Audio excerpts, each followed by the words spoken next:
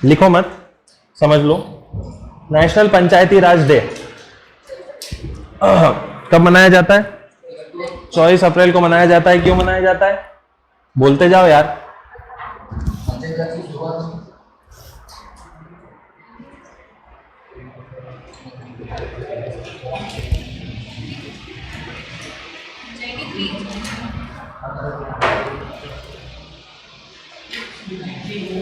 हम्म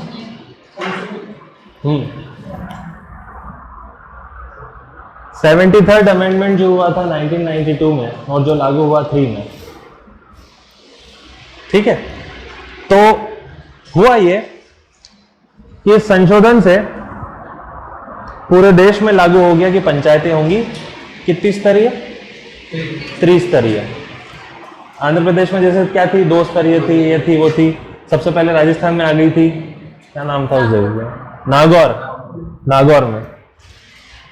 इससे क्या हो गया, पूरे इंडिया में पंचायतें स्टार्ट हो गई। ये हुआ था 24 अप्रैल को। तो हर साल ये दिवस मनाया जाता है। इस साल जो दिवस मना है उसमें 2 प्रोग्राम लॉन्च हुए हैं। वो 2 प्रोग्राम का नाम है, एक प्रोग्राम है जिसका मीनिंग है ई ग्राम स्वराज पोर्टल। ई ग्राम स्वराज पोर्टल क्या करता है? ग्रामीण क्षेत्रों में जो सड़कें अधोसंरचनाएं बनती हैं उस पर नजर रखता है। ये इस साल लॉन्च हुआ। दूसरी चीज लॉन्च हुई है स्वामित्व प्रोग्राम। स्वामित्व योजना जो है, नहीं, वो स्वामित्व योजना है रेवेन्यू को इकट्ठा करने की। गांवों से जो राजस्व इकट्ठा करने की प्रक्रिया है वो अब किससे होगी? स्वामित्व प्रोग्राम से, जिससे पंचायतों को अधिकार दिया है राजस्व कलेक्ट करने का और कलेक्टर तक पहुंचाने का। समझ गए? ये 2 योजनाएं हैं। इसके बारे में क्या बताएं नालसा? इसका तो क्वेश्चन आ गया था। कुछ क्वेश्चन याद आ रहे हैं आपको? 2020 का मेंस का प्रीलिम्स का क्वेश्चन ये था कि एक पॉइंट में लिखा था मदद तब मिलेगी जब 1 लाख रुपए की कमाई से कम हो। दूसरा है 2 लाख से कमाई का कम लेकिन ट्रांसजेंडर हो। ये नालसा का ही क्वेश्चन था। तो नालसा क्या है? नालसा है national legal service authority. NALSA को बनाया गया था 1987 में। नालसा का काम होता है गरीब लोगों की मदद करना। और क्वेश्चन से आपको याद हो गया होगा किस प्रकार के गरीब लोगों की मदद होती है। ट्रांसजेंडर 2 लाख से कम, गरीब व्यक्ति 1 लाख से कम, ठीक, इन 2 लोगों की हेल्प होती है। इसके अलावा और क्या करता है नालसा? लोक अदालत बिठाता है हर लेवल पर, हाई कोर्ट के लेवल पर, डिस्ट्रिक्ट कोर्ट, सेशन कोर्ट, सत्र न्यायालय के लेवल पर बैठाता है। ओके, तो ये होना चाहिए आपको पता। और नालसा का अध्यक्ष कौन होगा? जो भी उसका चीफ जस्टिस होगा, मुख्य न्यायाधीश होगा, जिले का जो रहेगा मेन जज, जिला जज, वो इसका अध्यक्ष होता है जिला के लेवल पर। हाई कोर्ट के लेवल पर हाई कोर्ट का चीफ जस्टिस हो जाएगा अपर लेवल पे। नेक्स्ट सीबीसी, ये क्या होता है? क्या काम है इसका? केंद्र सतर्कता आयोग का। इसका एक ही काम है कि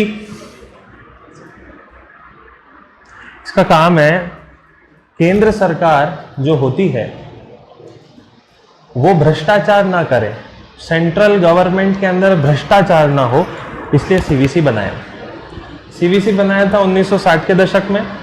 ना तो ये संवैधानिक था और ना ये सांविधिक था, नॉट स्टैट्यूटरी, नॉट कॉन्स्टिट्यूशनल। लेकिन 2003 में कानून पारित हुआ सीबीसी का, और कानून पारित होने के बाद ये क्या बना? स्टैट्यूटरी, सांविधिक। अभी भी संवैधानिक नहीं है, जरूरत ही नहीं है। तो ये हुआ। सीबीसी का अध्यक्ष कितने साल के लिए आता है? तो याद रखना है 4 साल के लिए आता है, ठीक है। और उसके बाद में उसको दूसरे वो नहीं हो सकता। संजय कोठारी नाम का एक व्यक्ति है, उसको बनाया गया है सीबीसी का अध्यक्ष। चकमा और हजोंग, चकमा और हजोंग की हिस्ट्री समझ लो। चकमा और हजोंग जनजाति जो है वो इंडिया में है थोड़ी बहुत, लेकिन ज्यादातर वो बांग्लादेश में थी। भारत पाकिस्तान का युद्ध हुआ था 1965 का, 1965 का। उस युद्ध में चकमा और हजोंग भाग के कहाँ आ गए थे? इंडिया। इंडिया में कहाँ आए थे? इस रूट से वो चटगांव हिल से यहाँ आए, लूशिया हिल्स जो कहाँ होगी? मिजोरम में। और लूशिया से कहाँ चले गए? वो सुबनसिरी और लोहित और तिराप चले गए, यानी अरुणाचल चले गए। रहते यहाँ थे, फिर मिजोरम गए और मिजोरम से यहाँ चले गए। प्रॉब्लम ये है सरकार ने इनको अभी भी मान्यता नहीं दी है और यहाँ इनके पास राशन कार्ड नहीं है और ये बहुत गरीबी में जीते हैं। राशन कार्ड नहीं है तो वो 2 रुपए 3 रुपए चावल किलो गेहूं वो सब नहीं खरीद पाते, तो कितने में खरीदना पड़ता है उनको? मार्केट भाव में खरीदना पड़ता है। तो अरुणाचल प्रदेश की सरकार वो खुद भी डिमांड कर रहे हैं कि हमको कम से कम राशन कार्ड तो दे दो, ओके, आए कब थे? 65 में आए थे ये भाग के। उसके बाद में अगला इंपॉर्टेंट बात क्या रखना है, चकमा और हजोंग कौन होते हैं? चकमा जो होते हैं वो बुद्ध होते हैं ज़्यादातर, हजोंग जो होते हैं वो ज़्यादातर हिंदू होते हैं। तो चकमा हो गए कहाँ क्या हो गए? बुद्ध हो गए, हजोंग हिंदू हो गए।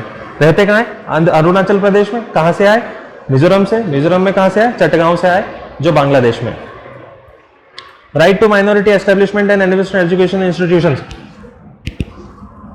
आर्टिकल 31 क्या कहता है? अल्पसंख्यक अपना खुद का शिक्षण संस्थान बना सकते हैं। सुप्रीम कोर्ट में एक वो चीज लगी है कि इन संस्थानों में ऐसी संस्थानें भी बन गई हैं जो मेडिकल कॉलेज चला रही हैं, इंजीनियरिंग कॉलेज चला रही हैं, और इनमें दाखिला के लिए एक एग्जाम होती है नीट और आईआईटी वगैरह, सुना होगा। तो नीट और आईआईटी जो है, सुप्रीम कोर्ट ने कहा है कि एप्लीकेबल होंगे, कि वो बच्चे जो सिलेक्ट होते हैं नीट आईआईटी में वो इनमें भी दाखिला ले सकते हैं अपने रिजल्ट से। बस ये ठीक है, ये याद रखना है। 31 क्या कहता है? संस्थाएं बना सकते हैं, मदरसे बन सकते हैं या कॉन्वेंट स्कूल बन सकते हैं माइनॉरिटीज के। अगला है state of Jammu Kashmir and UT of Ladakh. Jammu Kashmir, Ladakh में कितने जिले हैं? जम्मू कश्मीर में 28। ये तो हो गया मामला, इसका फैसला, सब कुछ खत्म। अभी अगली इंपॉर्टेंट चीज ये है कि राष्ट्रपति के चुनाव आने वाले हैं, अगले राष्ट्रपति के। और राष्ट्रपति के चुनाव में कौन हिस्सा लेता है? लोकसभा के सदस्य, राज्यसभा के सदस्य, विधानसभाओं के सदस्य, दिल्ली की विधानसभा के सदस्य और पौंडीचेरी की विधानसभा के सदस्य। वो जो 370 को हटाने का और नया जम्मू कश्मीर को यूटी बनाने का आदेश आया, उसमें कुछ लिखा ही नहीं गया, क्योंकि यहां भी तो एक है विधानसभा। तो यहां की विधानसभा क्या राष्ट्रपति के चुनाव में हिस्सा लेगी? वो कहीं नहीं लिखा हुआ। मतलब क्या करना पड़ेगा? इसको भी अमेंडमेंट में करके संविधान में डालना पड़ेगा। कौन से में? आर्टिकल 54 राष्ट्रपति के चुनाव की बात करता है, राष्ट्रपति की बात करता है। आर्टिकल 54 कहता है राष्ट्रपति का चुनाव में ये लोग क्या करेंगे? चुनेंगे।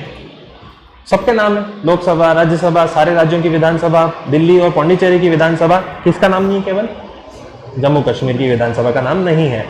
तो वो नाम डालने के लिए क्या करना पड़ेगा? संशोधन करना पड़ेगा। जब होगा तब पढ़ेंगे। कचरा। आयुष्मान भारत योजना, सब क्लियर? ठीक। ये है operation Vande Bharat mission. Vande Bharat mission विदेशों में जो भारतीय थे उनको एयरलिफ्ट करवाना था, उसमें सारे भारतीयों को लाया गया, उन भारतीयों को छोड़कर जिनको कोरोना था उनको वहीं रहने दिया, बाकी सबको उठा के लिया है। और ये बड़ा मिशन है। कुवैत में जो एयरलिफ्ट किया था इंडिया ने, उसके बाद का दूसरा सबसे बड़ा मिशन है। कुवैत में एयरलिफ्ट हुआ था जब सद्दाम हुसैन ने कुवैत पे हमला कर दिया था तेल को लेके, तो पैसा वैसा मांगना था उसको। कितना मांगना था? $10 बिलियन। देना कितना था? दे कितना रहे थे कुवैत वाले? 9। बस वो $1 बिलियन के चक्कर में कूद पड़े। अगला है मिलिट्री इंजीनियरिंग सर्विसेज, सैन्य इंजीनियरिंग सेवा, department of defence, ministry of defence के तहत रहेगा। बुरी चीज हुई इसके साथ में, इसमें 9300 पोस्ट थी, हमेशा के लिए गायब कर दी कि अब ऐसी कोई पोस्ट नहीं होगी। तो लोग विरोध कर रहे हैं, तो जॉब दे नहीं रहे हो, ऊपर से बची हुई जो चल रही है उनको भी खत्म किए जा रहे हो, वो हो रहा है। तो ये हो गया करंट अफेयर्स। अब चार्ट देख लो फटाफट। चार्ट हमने आधा कर लिया था, आई होप ये हो गया था ना। अरे भूजल, अटल भूजल योजना, ये सब हमने देखा था। उसके बाद में हम अगले पे आ जाते हैं। अगला क्या याद रखना है? अगली चीज जो इंपॉर्टेंट होती है एनवायरमेंट के अंदर, वो होती है फ्रेश वाटर इकोसिस्टम, स्वच्छ पानी व्यवस्था। फ्रेश वाटर इकोसिस्टम के अंदर आते हैं 2 प्रकार के जल, एक को बोला जाता है लैंटिक, दूसरे को बोला जाता है लोटिक। ये है यूपीएससी लेवल के क्वेश्चंस। लैंटिक लोटिक हमको पता ही नहीं तो हम आंसर कहां से देंगे? तो लैंटिक और लोटिक का मतलब क्या होता है? ऐसा जल जो स्थायी है, कहीं बह नहीं रहा है, उसको लैंटिक कहते हैं, और ऐसा जल जो बहता रहता है लगातार, उसको लोटिक कहते हैं। तो स्थायी जल में आ जाता है तालाब, कुआं, झील, ये कहीं जाता नहीं है, वहीं रहता है। लोटिक में आ जाता है बहने वाला पानी, नदी, नहर, streams, seasonal streams, tributaries, reverse, सब आ जाती है इसके अंदर। कैसे याद करोगे? लोटिक, लैंटिक कर लेना, लोट पोट था तो जैसे हो वैसे याद कर लेना, जैसे याद कर सकते हैं आप। अगली इंपॉर्टेंट है क्या? डैम्स ग्लोबल वार्मिंग करते हैं। डैम की वजह से पृथ्वी गर्म होती है? अब पूछा है तो होती ही होगी, ठीक है। कैसे होती है, तरीका समझिए। पृथ्वी को गर्म करने के लिए हमें क्या चाहिए? ग्रीन हाउस गैस, या तो कार्बन डाइऑक्साइड चाहिए या फिर मीथेन वगैरह चाहिए। तो मीथेन बना देते हैं। ये बहाव है सिंपल सा, ये नदी बह रही है। एक बड़ी प्रॉब्लम क्या आती है डैम बनाने से कि इधर की मछलियां इधर रह जाती हैं, इधर की इधर। इकोसिस्टम पे भारी असर पड़ता है, सबसे बड़ा नुकसान। क्योंकि एक समय में ये मछलियां इस तरफ जाती हैं और एक समय में इस तरफ आती हैं, वो सब रुक जाता है, बहुत नुकसान होता है, मछलियां समाप्त हो जाती हैं। दूसरा प्रॉब्लम होता है, मान लीजिए यहाँ पे डैम बन गया, डैम बनने के कारण अगली इंपॉर्टेंट परेशानी क्या? यहाँ पे गाद जम जाएगी, सिल्ट, क्योंकि सिल्ट लगातार बहती रहती है, वो यहाँ पर जमेगी तो पानी का लेवल ऑटोमेटिकली बढ़ेगा और हमें लगेगा डैम भर गया, जबकि डैम भरा नहीं है।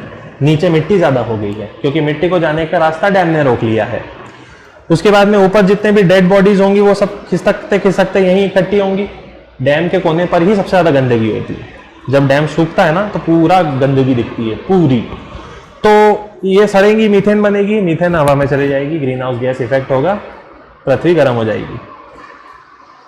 अगला देखते हैं, ई फ्लो गंगा नॉर्म्स। सरकार ने बोला है ई फ्लो गंगा नॉर्म्स होना जरूरी है। गंगा में बहुत सारे वो बना रखे हैं डैम, हरिद्वार वगैरह में, तो उस डैम में सरकार ने बोला है कि जितने भी डैम गंगा पे बने हैं हर महीने कुछ पानी उस डैम से छोड़ना अनिवार्य रहेगा, नहीं तो गंगा सूख जाएगी। गंगा का बहाव बन नहीं पा रहा है ठीक तरीके से, तो उसको ई फ्लो गंगा नॉर्म्स कहते हैं। और ये किसने बनाया है?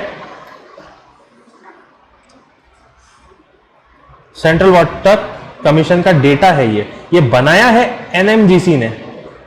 एनएमजीसी क्या है? नेशनल, अरे एनएमजीसी का फुल फॉर्म क्या है? National mission for cleaning Ganga, Ganga सफाई हेतु राष्ट्रीय मिशन।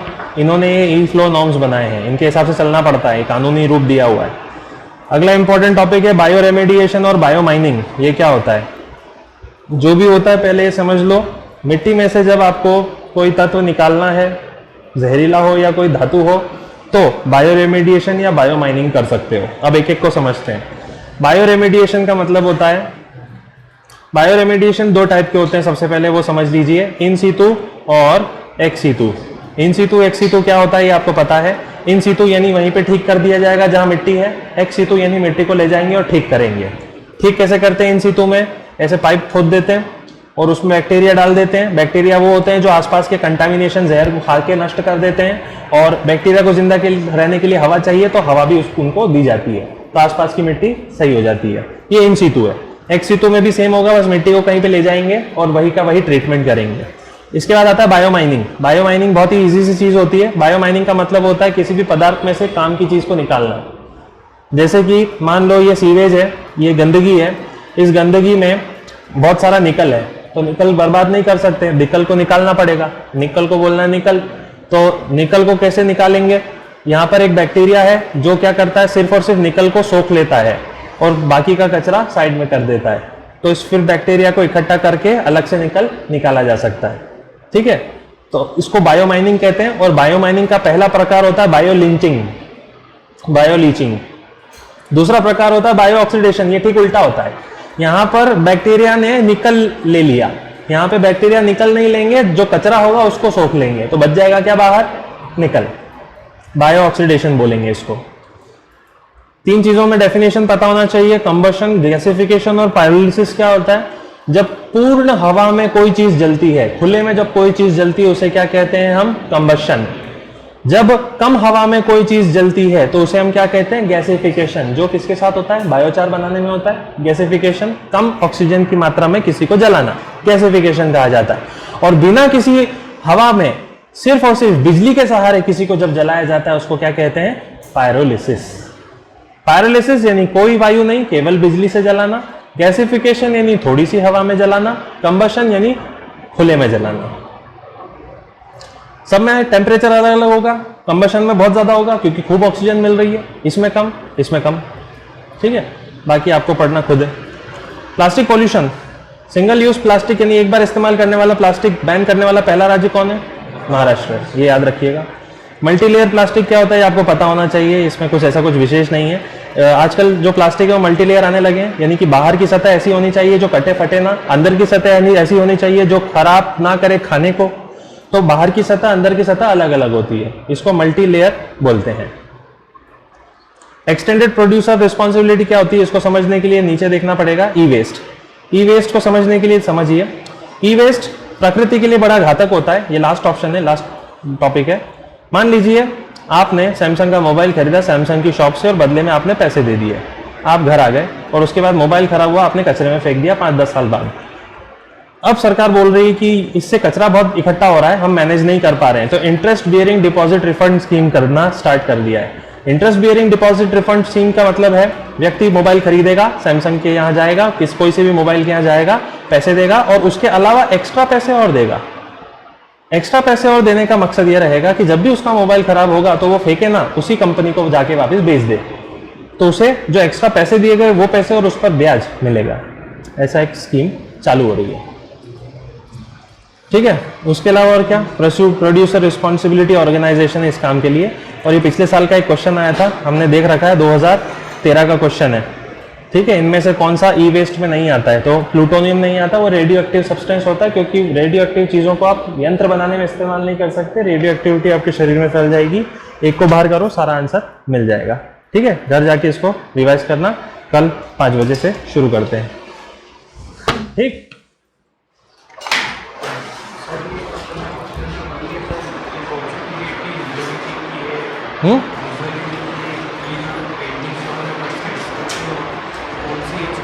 तीनों ज्यादा फर्क नहीं है ना, एक ही मान के चलो।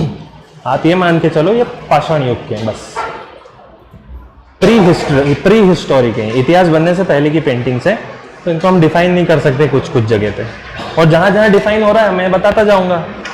मैंने बताया ना मेसोलिथिक वाले मिले केरल में, बस उस तरीके से, ठीक है।